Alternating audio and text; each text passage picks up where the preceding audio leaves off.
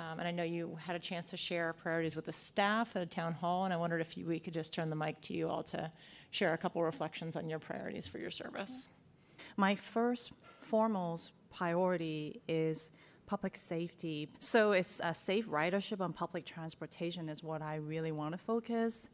And precisely, it touches along Vision Zero. That is something that we all really wanted to get better at, and we are working to get better at this. And I wanted to see that we have this thing. Imagine every parent feel confident and safe to let their own children to ride Muni to schools and after-school programs. Just as simple as that. I understand that this is not something that in our own agency we can single-handedly to achieve that, because there's so much it takes to how to get these kids to be on the street and get to the stop and safely wait for our Muni and then get on and get off.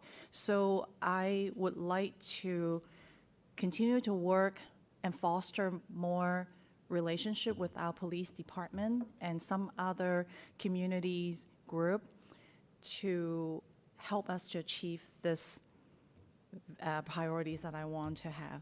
And my second priority is reaching out to more culturally appropriate community outreach, focusing on people look like me and people look. So the third one is my priority is focusing on how can we find more money, more funding, and because this is really important. You know, at the end of the day, we need that gas, we need that juice to run. And precisely, I see this as not just a local issue, it's a regional issue. So we have to really think really outside of the box. And I would love to have a lot of creative thinking of people here and also whoever else is listening to. I'm like really tapping into my friends who have done amazing things themselves, and just to see what can we do. Dr. Henderson? I think that safety is really important, safety on our systems, but also safe neighborhoods. I am a houser by profession, and so part of my everyday job is to make sure that I'm creating communities that people want to live in, feel safe in. And part of that, I think, is our ability through this agency to really connect neighborhoods, make certain parts of San Francisco that oftentimes are under the radar or a little bit on the edges of the map, make them accessible. You know, the hills don't make the city super easy to traverse. So I think that we really do have an opportunity to ensure that folks, whether they live in the center of the city or on the periphery, are able to access shops, healthcare, have stable housing and stable neighborhoods, and really are able to enjoy their neighborhood and parts of the city that they may not necessarily visit often, but it doesn't take forever to get there. And I hope that we are able to focus while I'm here on really creating neighborhoods that families, that individuals, that people can enjoy and feel safe in, safe walking down the streets, wide sidewalks. I think it's so important to create a sense of place, and so I look forward to learning more, but also contributing to creating that throughout the city, and especially in areas where they historically have not had those types of amenities.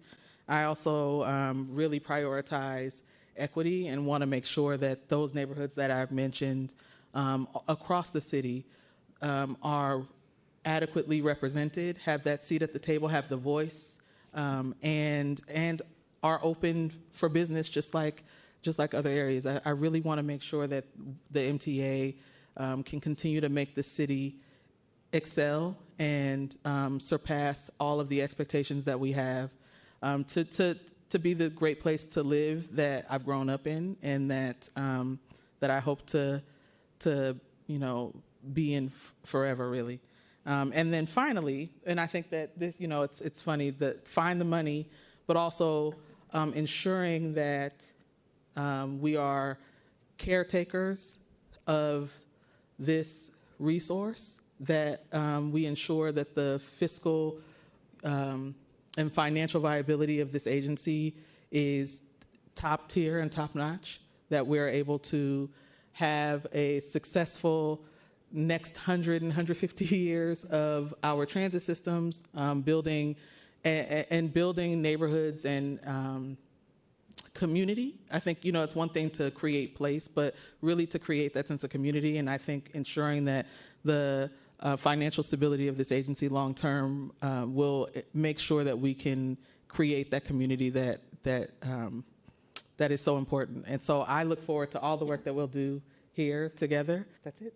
Hi, board members, Luke Bornheimer. I missed Manny's share, Director Ucudiel's share, so I don't know exactly what was said, but I gather that Director Ucudiel is stepping down or stepping away from the board. I'm saddened to hear that, and I really appreciate the service that you've given our city, what you've done here, what you've done for our city beyond this board. Yeah, I'm sad to hear that, but hopeful for your future and whatever that brings. Hi, Stacey Randecker. I first just wanted to say I was so thrilled to hear your priorities, Director So and Director Henderson. Kids. The only thing I would say is, can we also get them to bike to school too?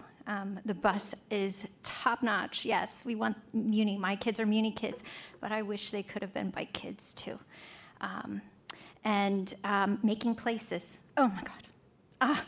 We could have so many places if we just prioritized people instead of motor vehicle throughput in our city. And we really need to look for those spaces where we can bring people together, and our merchant corridors, we have so many spots. And the east side of the city doesn't have enough. I live in Potrero, and it's like I have to go on vacation to the west side to get all the good stuff. And I'd really like it in our side of town too. And Director Ucudiel, I reject that. I mean, I won't. What is best for you? You've been, I know people they were skeptical about you joining the board, but I hope all of those naysayers have been won over. I really appreciate so much what you've done, and I guess maybe now you'll join Valencia for People. I don't know, but all the best to you. We'll miss you. Thank you. Hi, board members. Luke Bornheimer. First, I want to thank Director Tumlin, staff, and the board, especially Chair Eakin, and Walk San Francisco and the San Francisco Bicycle Coalition for their work and advocacy on AB 645 and speed enforcement cameras. Speed enforcement cameras will make the 33 streets that they're installed on, likely in 2025, safer. That said, there's no good reason to wait until 2025 to install these cameras.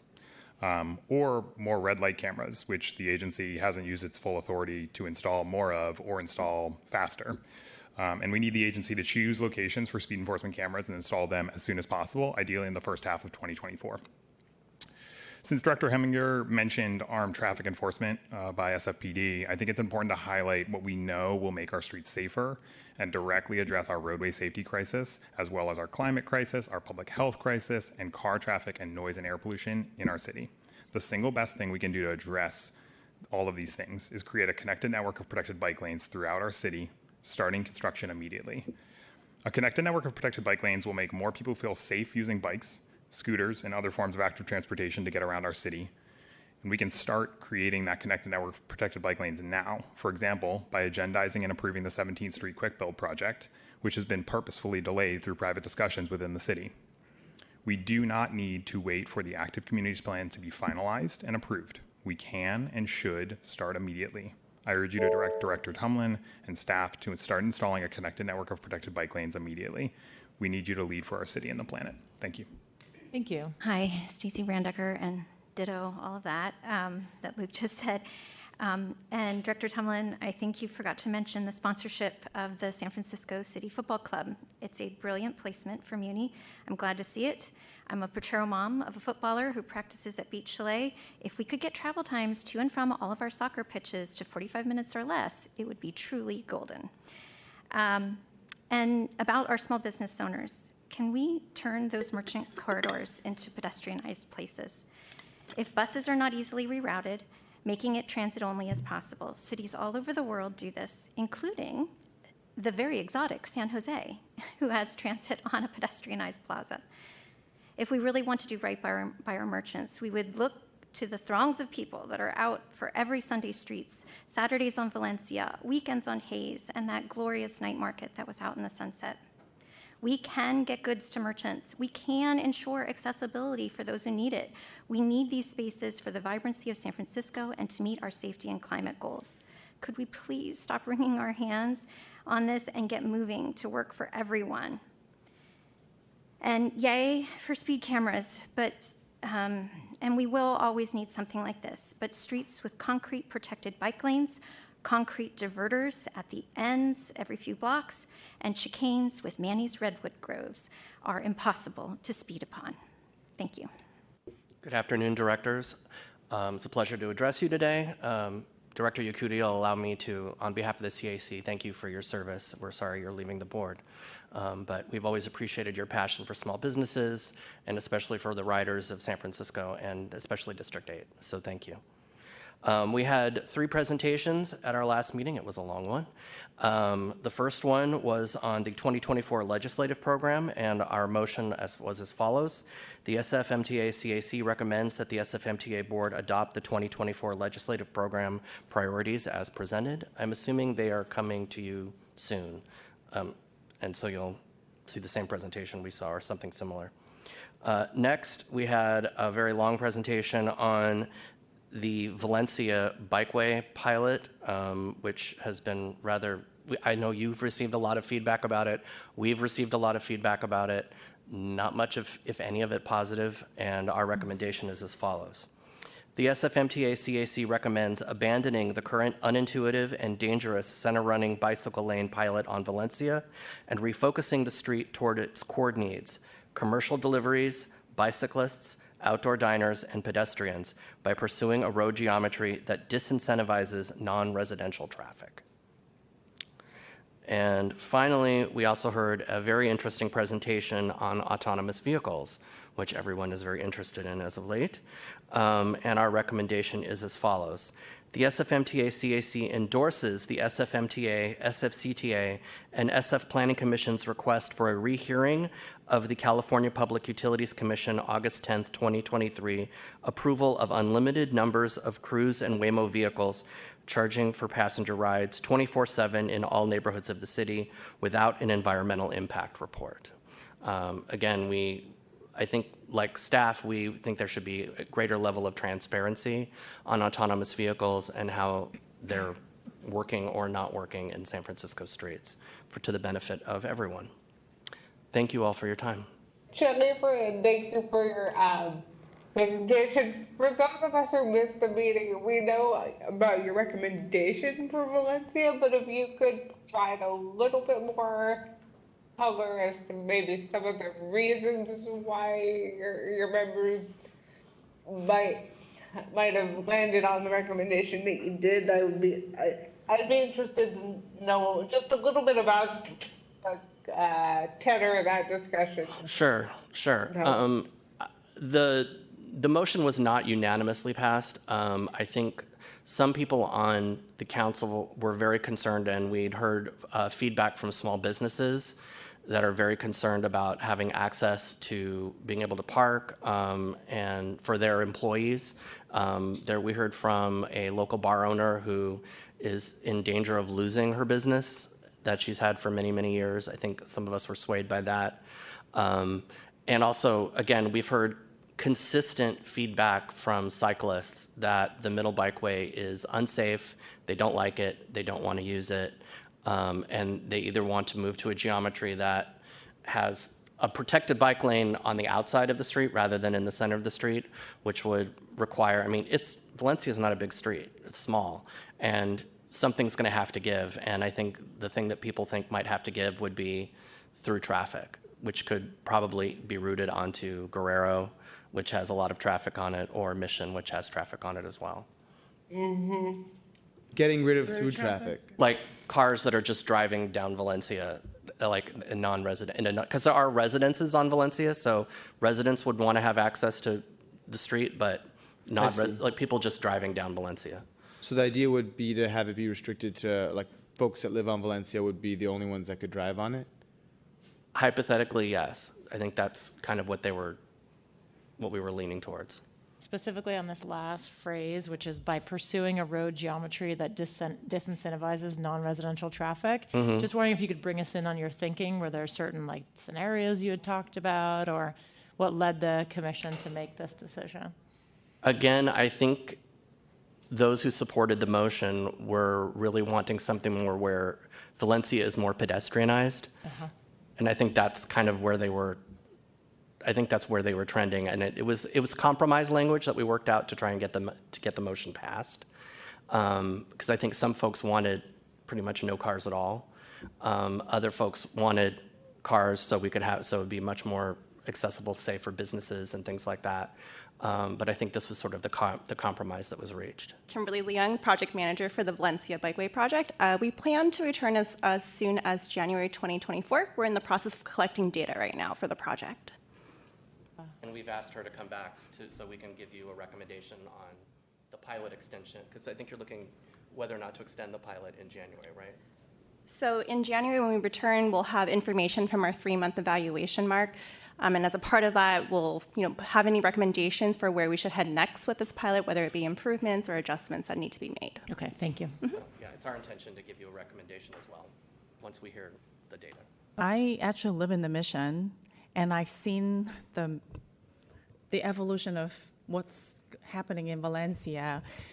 And this morning, I spent my whole morning holding hands with one of my really senior mentor, just to walk 10 steps up to the Alamo Square Park. And I know that I have a lot of my mentors that are actually enjoy time to go to nice restaurant and spend like a morning and lunch or dinner. So can you explain to me your recommendation? So how am I going to get my mentor to actually enjoy these restaurants on Valencia if she can't actually walk really just 5 steps or 10 steps? Yeah, we did get a comment, a public comment like that, and personally I think that's a very insightful comment and something that needs to be considered as we, again, try to figure out all of the competing priorities for that very slim street. But yeah, some people, a car is the only option, really, especially if we're not running transit down Valencia anymore, which we aren't. It's not really fair to say, well, it's only a block away, and well, a block can be a mile for some people. Exactly. I think that's a very good point. Hi, board members. Luke Bornheimer. I urge you to take the CAC's unprecedented recommendation and direct staff to immediately replace the Valencia Street Center Bikeway with either curbside protected bike lanes or pedestrianization of the street, which can include access for commercial deliveries, local residents, and people with disabilities. More people are crashing or being hit, killed, or injured on Valencia with the Center Bikeway, and significantly more than the portion of Valencia where curbside protected bike lanes were installed in 2019. And multiple evaluations by SFMTA staff showed that cars parked in the bike lane decreased their 99%, close calls decreased 100%, and the number of people biking increased 49%. Curbside protected bike lanes work phenomenally well, improve safety for all people, including drivers, and increase revenue for local businesses. And they can be installed on Valencia using quick build materials in months, if not weeks. In an email, SFMTA staff told me they didn't create a design for curbside protected bike lanes because the design wouldn't allow for car parking on both sides of the street. Only 56 days after the Center Bikeway pilot was officially started, an 80-year-old man was killed on Valencia. Countless other people have crashed or been injured as a result of the Center Bikeway, and even more have had close calls which could have resulted in them being killed or seriously injured, including a mom with a kid on her bike about a week ago. The people of San Francisco and our planet need you to take immediate action to make Valencia safer for people, better for business, and effective for fighting climate change. I urge you to take the CAC's unprecedented recommendation and direct staff to immediately replace the Valencia Street Center Bikeway with either curbside protected bike lanes or pedestrianization of the street, which can include access for commercial deliveries, local residents, and people with disabilities. You are the only people who can help us, and we need you to take immediate action to protect us, our local businesses, and the planet. Thank you. Hi, Stacey Randecker. I could talk all day about Valencia, but I did want to say to Director So I agree with everything that Luke said, although I'm all for pedestrianization for as much of the corridor that it makes sense at this time. I think at the lower end, the protected bike lanes are working fine, and it doesn't have quite the vibe that the center of Valencia does. As for your mentor and friend, I totally understand. My dad, who recently passed, he couldn't walk either. It would have been an issue for him. But what I would say is, what do you do when you take them to the airport? What do you do when you take them to the mall? That's the same thing that we would ask to be done for Valencia. We do not want to limit accessibility to anyone when we're talking about pedestrianization, but we have to change our mind about what accessibility really means. I was out on Valencia. I've been out there the last 3 Saturday nights, all night that it's closed. And the things that I've seen, the people in the mobility scooters, the dad with the teen daughter with a glider sort of apparatus. It's so wide. There's nowhere else she can go. You could never do that on a sidewalk. You could only do that on like JFK, Great Highway when it's closed, or a place like Valencia. I don't know where they live. I was too, I didn't want to go bother them, but it was like, where does she have to go like this? To see the little kids out on their Strider bikes and stuff, we don't have that on our side of town. We need spaces like this. It does so much for the merchants, and if it's not working, then we have to figure out how to make it work. Our city and our planet, the people who live here, we need it to be more livable. We need it to be a place where people can go and want to go, and it's full of life, not just cars. We can do this. We need, as an agency, as this city, we need to start saying, how can we do it differently? Not like, what is the problem? What is the one-off case? How do we solve for as much as possible? That's what we need to move forward. Thank you. Thank you. Afternoon, directors. This is Cyrus Hall. I'm calling as a bike rider who rides in Valencia sometimes. I'm frustrated to hear that the agency will not be bringing an update until January on the Valencia bike lane. The number of issues that have been reported, we've had a death, we've had a number of injuries, calls for more urgency on this issue than waiting until January. I want to give a couple examples. When you're riding down the center bike lane and SFFD decides, they don't decide, they have an emergency and they're using the center lane to get to where they're going as quickly as possible, you as a rider have nowhere to go. You have to bet that other traffic is going to behave perfectly and cautiously as you try to escape the oncoming vehicle in the lane. I don't know how this wasn't thought about when this was designed. The bike turn boxes are death traps. No one wants to use them. No one wants to be in those boxes because it requires drivers to behave perfectly, and drivers don't behave perfectly. I urge a faster, sped-up analysis of the incidents the agency is aware of and quicker action on this issue. Thank you very much. I fear that we're headed toward another S show on Valencia in January if all we're going to be talking about is the results of the pilot with the center running lane. I believe I made the point when we originally considered this item that we really only had one option in front of us, and that it was worthwhile doing a pilot and doing an evaluation, but it's sort of compared to what? And one thing that's clearly been mentioned is a more traditional protected bike lane on the outside, which obviously is going to interfere with parking, given the geometry of the road. And the other one is what we've done on Market, which is to eliminate private vehicles, which comes with its own set of trouble. But it strikes me that if we only have one option in front of us again, we're liable to get the same result, which is a room full of unhappy people. Each side determined that they've got the point of view. I mean, some of the testimony now is getting a little bit ideological. And I thought one of our purposes was to try to turn down the temperature a little bit. So, Jeff, maybe you could just give us a sense of your expectation of how much work we can do by January, or if it's a month or so later, whatever, in having 2 or 3 legitimate options on the table instead of just one with a bunch of people shooting yes and no at it. What I am hearing is direction from Director Heminger that when we come back to you in January, that we evaluate an array of options. Yeah, in short, that's it. So if you're going to do that, I'm happy, and I hope our council's happy too. Okay. Go ahead. Hi, my name is Rex Ridgeway. I'm the president of the PTSA at Lincoln High School, and I'm here to talk about a situation with the number 48 bus. This is a condensed timeline of correspondence from our assistant principal to a person who works at the here. I won't name the name, but I'll just give you the date. September 2026, the number 48, number 8657 stopped by the school, did not open the doors, and drove off without picking up anybody. September 27th, thank you for your time with us. The 48, number 8847, was listed as not in service and just drove by. October 2nd, number 348 buses on Friday after school drove by our kids and did not pick them up. The bus numbers were 889, 8812, and 8888. October 3rd, 2 weeks ago, our assistant principal emailed this individual and said, I know that you are investigating. Do you have any follow-up? Our community is wondering if there's any improvement since you notified us.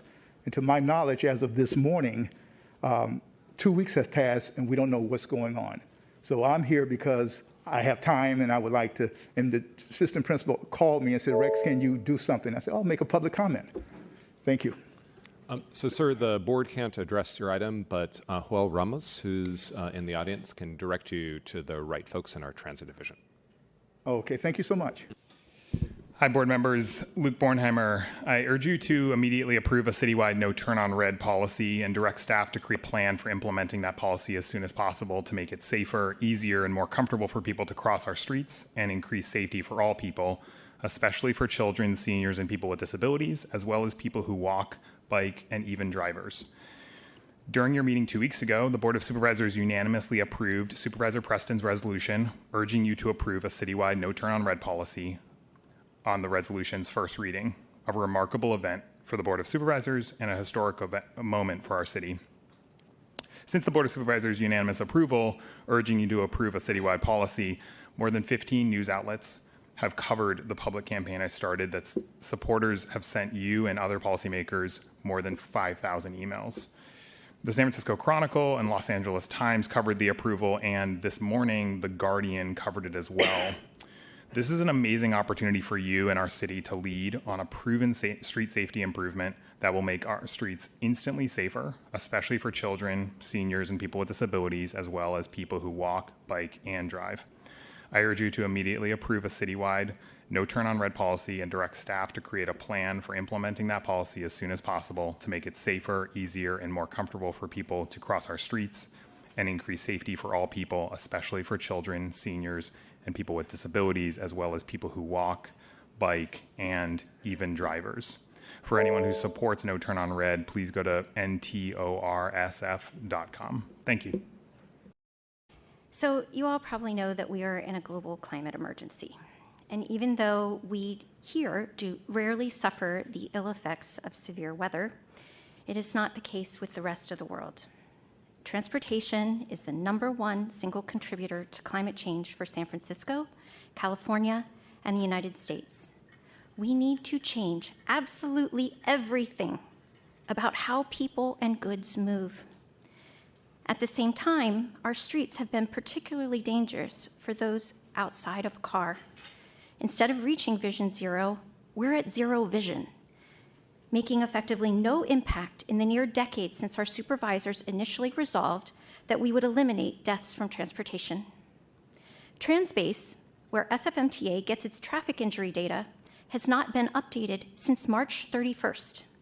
It has been without an owner since July 1st. So SFMTA, or at least the public, is flying blind with regard to the state of our streets. I realize that eliminating transportation greenhouse gas emissions and traffic deaths seems like an impossibility. But we must, and they are absolutely intertwined. And I am echoing what I have heard many of you say, that this agency needs to get creative about making change that our city and our planet requires. Could we reinstitute the innovation position that SFMTA once had, someone that is thinking about how to solve these very large issues and bring forth a variety of solutions every time? Could we have someone that is responsible for Vision Zero, someone that will ensure that the data is up to date, available to the public, completely comprehensive, and reports out changes to be a thorough analysis for keeping the status quo of our streets? Too often I hear that, oh, it's fine, no changes need to be made. That's your time. Thank you. We need to make change. Today is that block between Goff and Octavia. 300's between Franklin and Goff, and the 500 block is between Octavia and Laguna.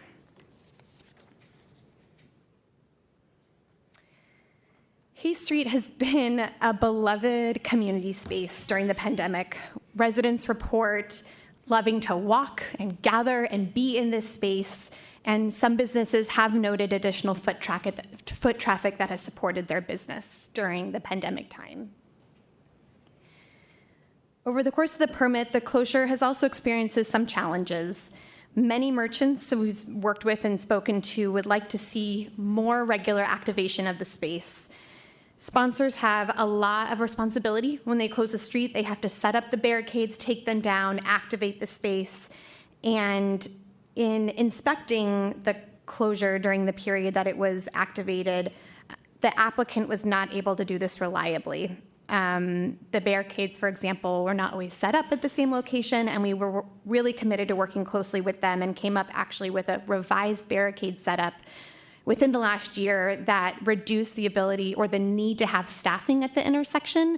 The staffing was needed to move barricades in the event of an emergency, and we worked together as a city team, revised the barricades setup to eliminate the staff need that they were really having a challenge to do consistently and reliably. Unfortunately, I think with inspections, we still were seeing inconsistency in setting up the barricades during that time.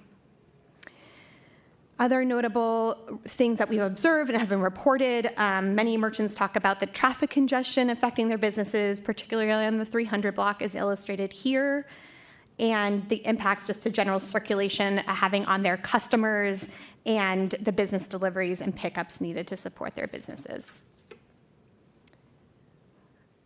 Lastly, we've had a lot of reports on double parking at the intersections, particularly at Goff and also in Octavia, blocking the barricades and really becoming a traffic safety and emergency access issue.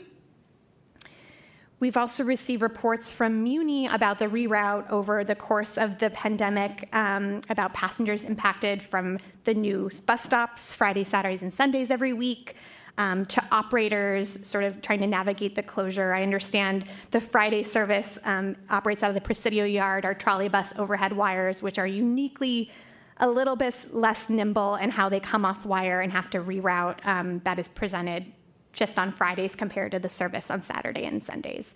So some of the observations have been reported and identified over the last couple of years. Afternoon, Board. Barnett Trzcinski, District 2, frequent visitor of Hayes Valley. If I could recap a little bit of the presentation we just saw. The closure and the area there in Hayes Valley on Hayes Street is so popular, people double parked to try to get into the area even more than they already can with legal parking. If there's a moment of peace and quiet on the street, aka it hasn't been activated, that's a permit violation. Because drivers are behaving badly and violating the barricade, we're going to remove the barricade and let them in more. As an example of what's going on around the city, and these are all incidents that happened in the last week and a half, a car drove off the road and onto a building at Filbert and Fillmore, causing a gas leak and building damage and making the fire department respond. A driver committed a hit and run in the Bayview, hitting a car which then hit a Muni vehicle, which I'm sure a lot of you are aware of. A car recently veered off the road on Divisadero and smashed into a bus shelter between Page and Haight. A store in Union Square was ramrodded, so-called, by burglars who drive a car into the building in order to then steal from it. and there was a 100-mile-an-hour chase coming up the peninsula that ended right at the freeway exit where Hayes Valley begins. This is the type of thing that we are inviting onto our streets as a default when any other more higher purpose, pedestrian-friendly closure, more business activity, more just neighbors getting to know their neighbors, this is considered the aberration. You have to apply for a permit for this. I strongly encourage you to please, please, please consider sending this back to the MTA, encouraging them that any increase in vehicle lane mile access is a contravention of transit first policy and the climate goals the MTA has. And also ask a question, why are we the only city going backwards on this? Nearly every city in the Bay Area and even around the world in the country is expanding pedestrian access. B Street in San Mateo, Castro Street in Mountain View. One of the speakers earlier mentioned San Jose. So we need to do more of this within San Francisco. Thank you. Thank you. Thank you. Hi, I'm Jennifer Laska, the president of the Hayes Valley Neighborhood Association, and I pulled the original permit 3 years ago and have been working tirelessly with the merchants on this. As you've heard over and over again, this closure is very beloved by the community, the immediate community, and I hear from people who say that they come from all over the city to come and enjoy this space on the weekends. So that brings more business to our small businesses in Hayes Valley. I want to note that the merchants actually applied for a 3-day closure.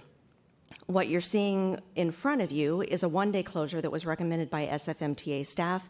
That is not what we applied for. We still have not heard a good reason why a 3-day closure can't continue. We've heard issues about the barricades. There's a solution for that. That's something that we totally agree with, should be done. And we've also heard difficulties about rerouting the bus for 3 days a week, but no one's been able to explain to me why that really is a difficulty. And we've seen it done successfully for over a year now. So I really need to understand why that would be a barrier to continuing this 3-day closure. I guess we have now heard the concerns of the fire department, but it sounds like the barricade reconfiguration will help with those. And I think the additional signage will also improve some of the traffic issues. We'd love to work on this as a permanent solution because there is an easy way to have 2 lanes heading westbound on Hayes turn left onto Goff and really improve that traffic flow full time. So in summary, I really urge approving the 3-day closure, not just the 1-day closure that's in front of you today. Thank you. Hi, my name's Andrew Seigner. I've been living in the city for 20 years. I've been in Hayes Valley for 7. At the beginning of the pandemic, a large group of volunteers, myself included, spent every Friday and Saturday and Sunday stationed at intersections along the Merchant Corridor to get the Shared Spaces program off the ground. 3 years later, I believe it's been a shining example of what's enabled our neighborhood not only to survive the pandemic, but thrive. And that includes probably our busiest time, Friday night, all the way through Sunday. Recently, the future's been a little bit uncertain. That was definitely a wake-up call for myself and a lot of folks in the neighborhood. I created a website, carfreehays.org, along with a petition asking not only to continue the 3-day program, but to find a way to get to a permanent pedestrianized Hayes Street. Since September, 1,200 people have signed it. There's enormous enthusiasm around this in our community. I also think there's a lot of capacity to help the sponsor make this a successful program. So with that in mind, I have 2 requests for you all. One, please amend the agenda item to allow us to continue this 3-day program that we've had for 3 years. And 2, please instruct MTA staff to design a process to what it looks like to get to a fully pedestrianized street. And finally, I just want to thank you for all your work, particularly MTA staff and folks in the mayor's office and folks in our supervisor's office. There's tons of work going into this, so thank you so much. Thank you. Next speaker, please. Good afternoon.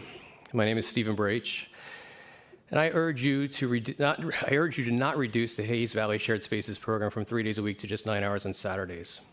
Furthermore, I urge you to direct staff to help the Hayes Valley Merchant Council accommodate the onerous requirements that are being placed on them by the fire department and the SFMTA staff, to renew their permit and maintain the program. Hayes Valley Shared Spaces program has been an economic lifeline for merchants on Hayes for the past 3 years and has helped revitalize the entire neighborhood by expanding Patricia's Green and connecting it to the local businesses on Hayes Street. Once again, the fire department is fighting the shared spaces program on the grounds that closing the street to vehicles with traffic cones impedes their emergency response times. Well, I analyzed 6 years of vehicle crashes on Hayes Street and the fire department's response times to 355 emergency calls that have been there over the past 6 years. And I found this. At least 4 of the vehicle crashes on Hayes Street on the 300, 400, and 500 blocks could have been prevented if the program was not scaled back in 2021 and if it actually had been extended to 2018 when we should have actually started doing this earlier. Furthermore, the Shared Spaces program has not had an impact on emergency response times. By Station 36, which is 3 blocks away and which services all 911 calls to the area. 2 minutes is not enough time to go into the specifics, but you should have received a deluge of emails yesterday that link to my data analysis, which hopefully you've had a chance to review, and I'm happy to follow up with any answers or any questions you may have. The takeaway here is that the Hayes Valley Shared Spaces program expands a critical pro-business, safe, open space simply by restricting unnecessary cut-through traffic and does not have a negative impact on the fire department's emergency response times. Furthermore, reducing the program from 3 days to 1 flies in the face of our city's climate action plan, our Vision Zero, and our Transit First goals.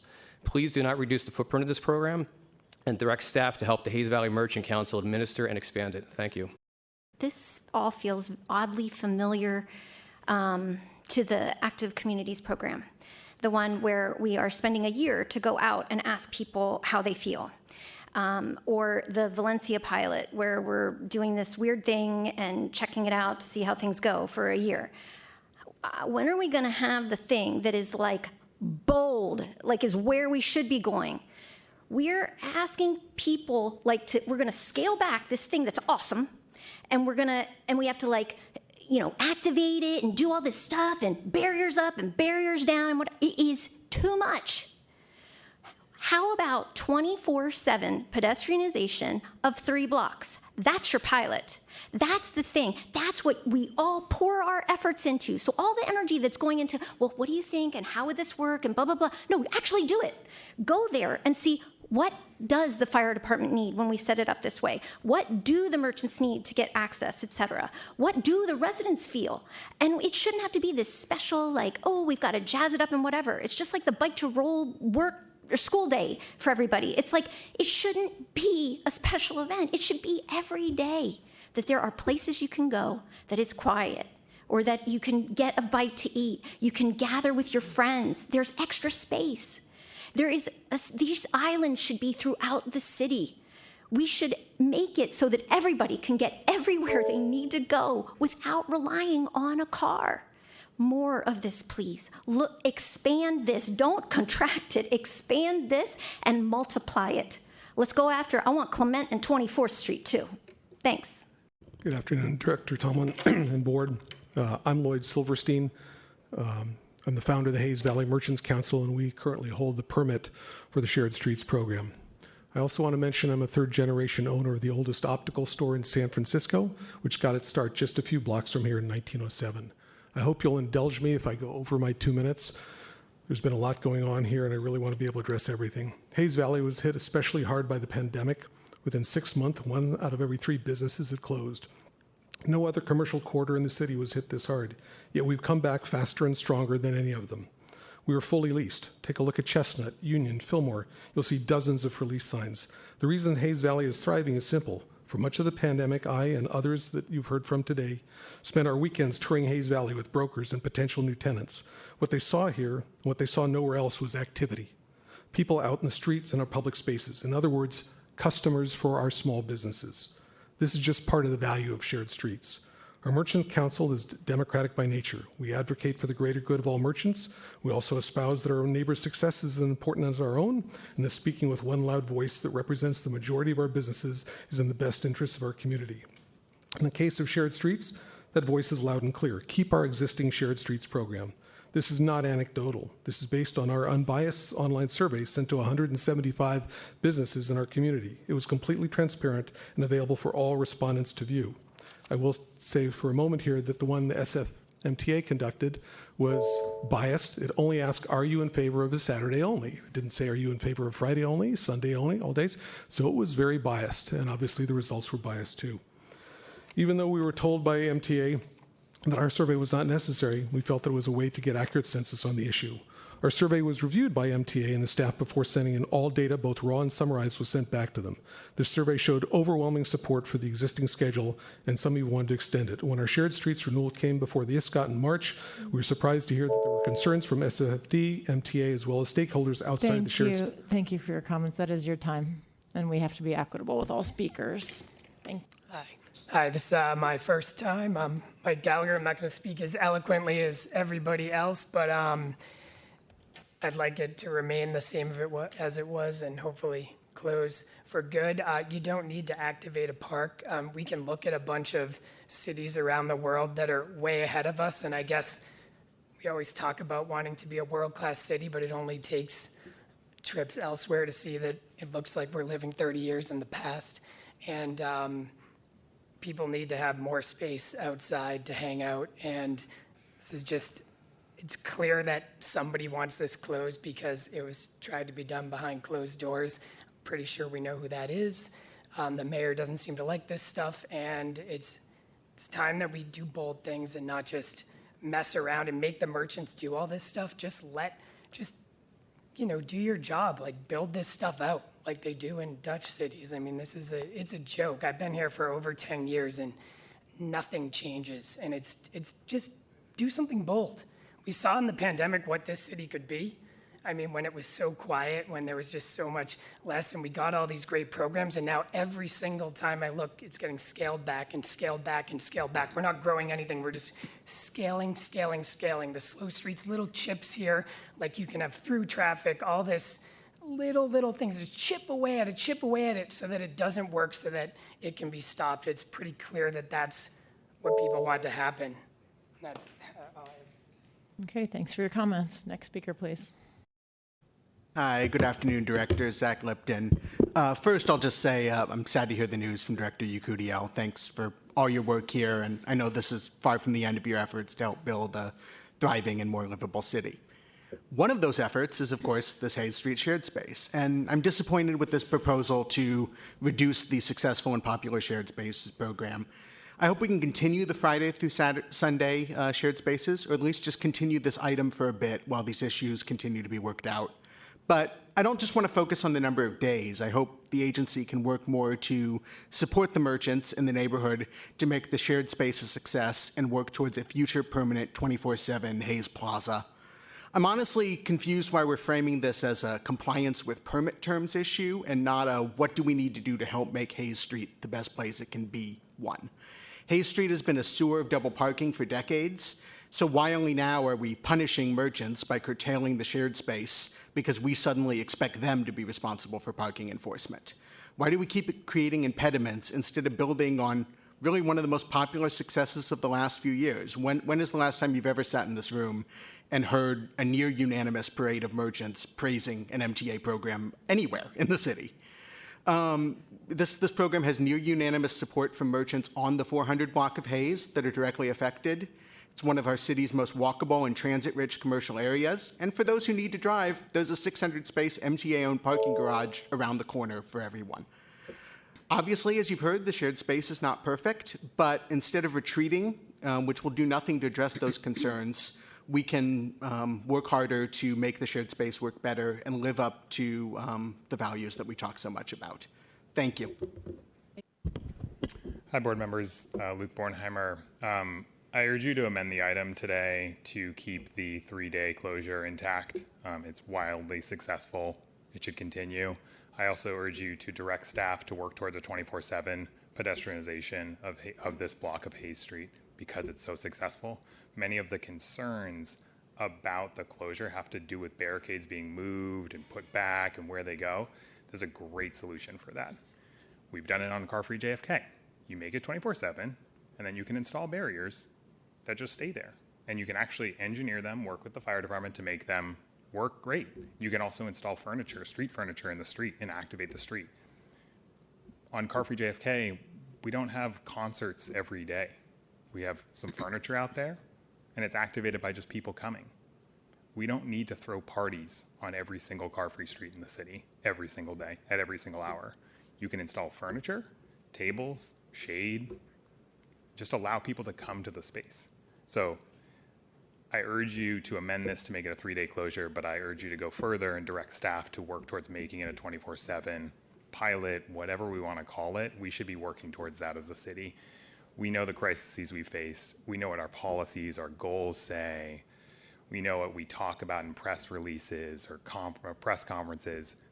We can actually act to fulfill some of those things that we talk about doing right here. This is a very tangible way to do it. Thank you. Thank you. Plan that proposes additional or extended color curb to provide more space for loading and also to deter double parking. Given the growing interest in the community to see a protected north to south mobility lane in the neighborhood, the team did propose a similar design to our recommendation that also included an east side running mobility lane. The design proposal for a quick build was limited by several constraints for the project team that included existing bulb outs, Muni Service, loading and parking, and emergency response needs.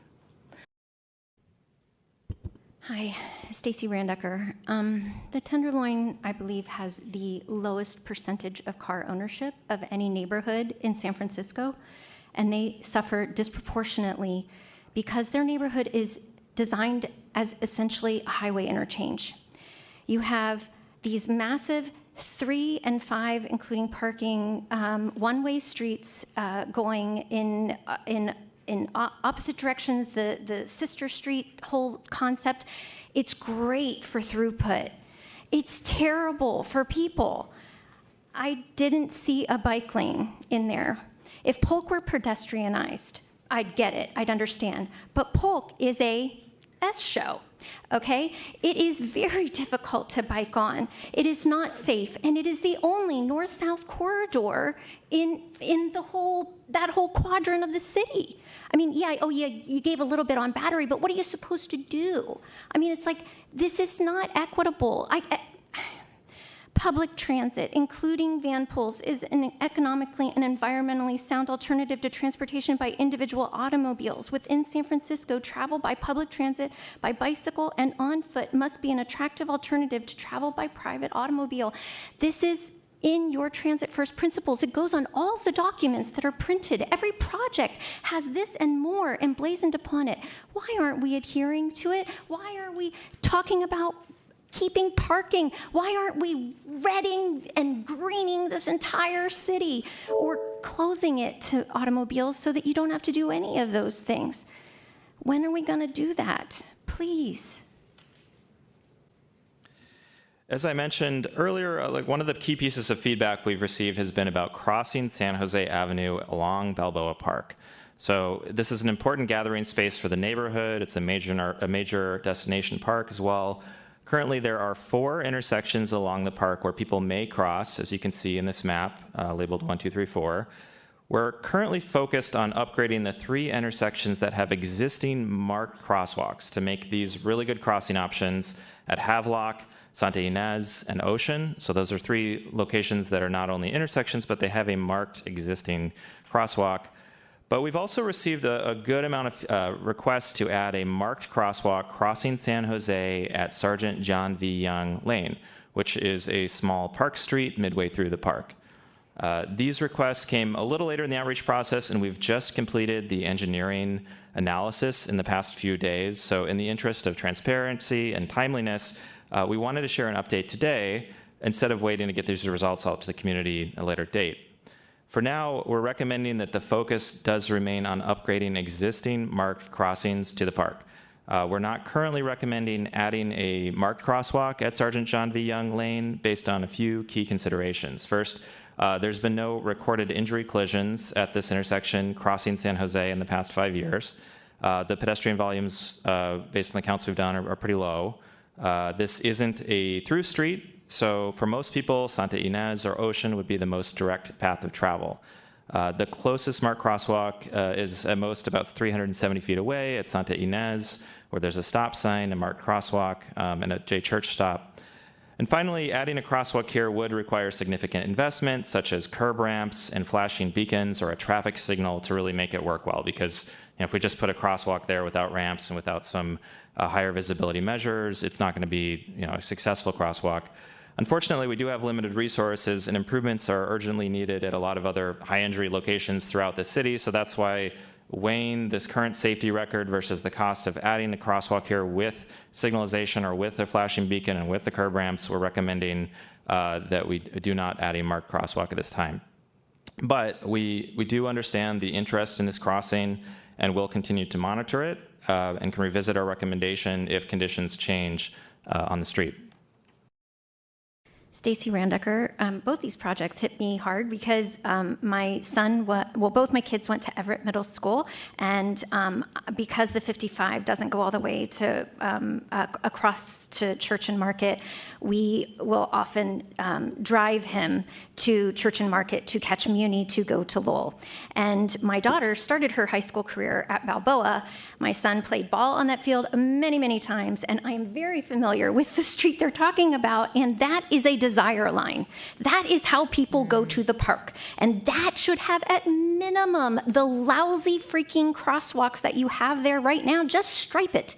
Just make it something. Make it bold. Make it pretty big, I don't know, but make it so that drivers can see it. If you can't do all of the other capital improvements, at least apply some stinking paint so these people feel better. And in terms of like, how can you make it, they don't read signs, they read the roads. So you can have all the hawk signals you want, but you've got to think about dieting it. You've got to think about taking away some of that parking. Have the rec and park get involved. How about having tree plantings that go out that, we don't have enough street trees in our city. We must have, I know we've allocated budget for that. Can we get street trees that come out and make these roads more narrow, that take some of these parking spaces, that make it safer for people so it doesn't have to come out of SFMTA's budget? But we've got to start getting crafty about how we make these streets safer for people. Thank you. Thank you. Bottom line is, I'm not sure I would do this the way this is currently packaged, and I think the better solution is to harness Stacey Randecker's energy as a power source to supply power to Muni and to all of us, because I was very impressed with her passion on this and other items. That's all. Thanks for listening. Hi, Stacey Randecker. It was great to hear this report, and I love the little incremental cost cutting. It seems like that's something that we should have always been doing all along, and maybe we have been, but that's the kind of stuff. It should be a well-oiled machine that is always being fine-tuned based on needs. My daughter started at Balboa, but she graduated from Lincoln, and she's one of those kids who got passed up many times last year. And her trick was, and many of them, they would ride it backwards to ride it forward so that they actually could get on the bus.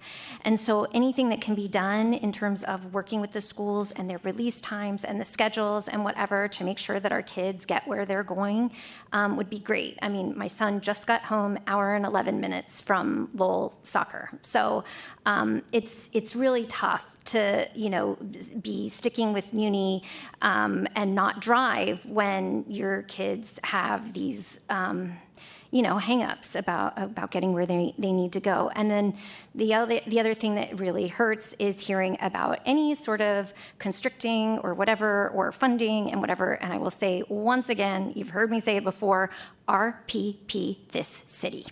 You should never be parking for free in this city.